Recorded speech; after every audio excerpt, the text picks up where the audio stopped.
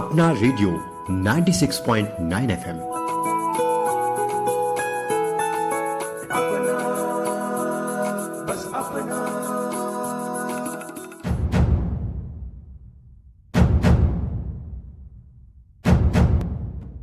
नमस्कार, आप सुन रहे हैं अपना रेडियो 96.9 FM का विशेष कार्यक्रम जनजाति गौरव, जिसकी प्रेरणा संस्कृति मंत्रालय, भारत सरकार, इंदिरा गांधी राष्ट्रीय कला केंद्र और अखिल भारतीय वनवासी कल्याण आश्रम के सामूहिक प्रयासों से तैयार की गई पुस्तक जनजाति गौरव से ली गई है। इस पुस्तक के लेखक हैं श्री सच्चिदानंद जोशी और श्री सत्येंद्र सिंह।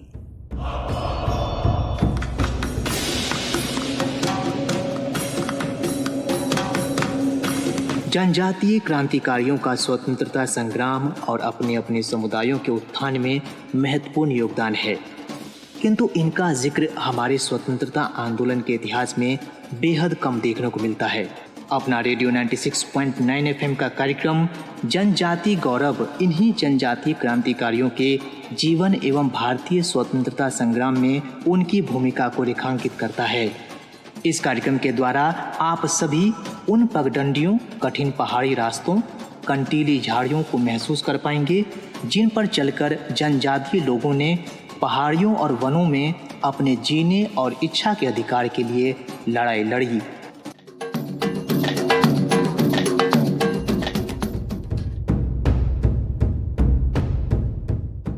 नमस्कार दोस्तों, मैं हूँ वंशी। आज आप जिस वीर बलिदानी योद्धा की कथा सुनेंगे वो हैं वीर चक्र बिशोई। उड़ीसा के फुलबानी और गंजाम जिलों के जंगलों में कंध जनजातियों का निवास है। कंध जनजाति सहज, सरल, संघर्षशील और स्वतंत्रता प्रिय समाज है। सन 1803 तक अंग्रेजों ने उड़ीसा का अधिकांश हिस्सा अपने कब्जे में कर लिया था। 1835 में उन्होंने पहाड़ी क्षेत्रों में घुसने का प्रयास किया। इस क्षेत्र के वीर सेनानी नेता थे कंध जनजाति के बिशोई। इन्हीं में से एक वीर हुए चक्र बिशोई। अंग्रेजों को इनसे 1865 से 1859 तक लंबा संघर्ष करना पड़ा। चक्र बिशोई का जन्म गंजाम जिले के चक्रगढ़ में सन 1823 में कंध जनजाति परिवार में हुआ था। चक्र बिशोई बाल्यावस्था से ही बड़े साहसी और निर्भीक थे। अल्पावधि में ही उन्होंने अपनी योग्यता के आधार पर वे बिशोई हो गए। इस क्षेत्र के राजा धनुर्जय भंजदेव ने राज्य को 24 गुटों में विभाजित किया था। हर गुटों के मुखिया को बिशोई कहा जाता था। वीर चक्र बिशोई युवावस्था में ही एक वीर सेनापति, कुशल प्रशासक तथा अस्त्र शस्त्र चलाने में निपुण हो गए। वे अपनी भूमि और यहाँ की जनता से गहन प्रेम की भावना रखा करते थे। इस क्षेत्र की कंध जनजाति में नरबली जैसे कुछ अंधविश्वास और कुप्रथाएं थी। चक्र बिशोई के प्रयत्नों से नरबली प्रथा और अन्य अंधविश्वास समाप्त होने लगे। अपनी शूरवीरता, समर्पण, समझ, सेवा भाव, व्यवहार दक्षता, जागरूकता, उदारता, प्रामाणिकता के गुणों के कारण राष्ट्रभक्त वीर चक्र बिशोई उस सारे क्षेत्र में लोकप्रिय हो गए। सन 1836 में राजा धनुर्जय भंजदेव के देहांत के बाद घोड़ा बिशोई, योद्धा बिशोई और चक्र बिशोई ने युद्ध के नेतृत्व को संभाला।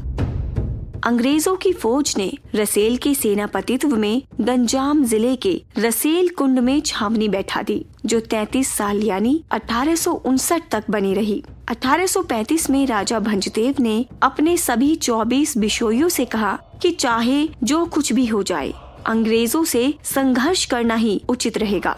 अंग्रेजों ने संदेश भिजवाया कि अंग्रेज कलेक्टर को नाम मात्र की सलामी भेज दें और कंपनी सरकार कोई भी कर नहीं लेगी। बिशोइयों ने इस प्रस्ताव को अस्वीकार कर दिया। बिशोइयों की सभा में अपने अंगूठों को चीरकर बहने वाले रक्त से माथे पर टीका लगाकर सबने प्रतिज्ञा की कि अंग्रेजों को खदेड़ कर ही दम लेंगे। तभी से उस गांव का नाम टीकाबली पड़ा। चक्र बिशोई ने अनुगुल के राजा सोमनाथ सिंह को सैन्य सहायता पहुंचाई थी। बौद्ध के राजा को अंग्रेजों से छुड़ाया था। 1854 में मैकलन के सेनापतित्व में अंग्रेजों की सेना अनुगुल की ओर कुरुमंडिया दर्रे की तरफ से जा रही थी, लेकिन दर्रा बहुत संकरा था। घोड़े को मुड़ना मुश्किल था। दर्रे पर चक्र बिशोई की सेना खड़ी थी। अंग्रेज सेनाओं को भागना पड़ा। उस वक्त अंग्रेजों के रक्त से जमीन लाल हो गई थी। 1856 में चक्र बिशोई को आवश्यक कार्य से चकापाद आना पड़ा, लेकिन देशद्रोहियों की जासूसी के कारण चक्र बिशोई को मार डाला गया। ऐसे देशभक्त से प्रेरणा लेकर हम भी राष्ट्र के लिए कुछ न्योछावर करने का प्रण लें, जिससे भारत माता सुरक्षित रहे। अपना रेडियो 96.9 FM पर अभी आप सुन रहे थे विशेष कार्यक्रम जनजाति गौरव। आज आपने सुनी वीर चक्र बिशोई के अदम्य शौर्य और बलिदान की गौरव गाथा। इसकी प्रेरणा संस्कृति मंत्रालय, भारत सरकार, इंदिरा गांधी राष्ट्रीय कला केंद्र और अखिल भारतीय वनवासी कल्याण आश्रम के सामूहिक प्रयासों से तैयार की गई पुस्तक जनजाति गौरव से ली गई है। इस पुस्तक के लेखक हैं श्री सच्चिदानंद जोशी और श्री सत्येंद्र सिंह।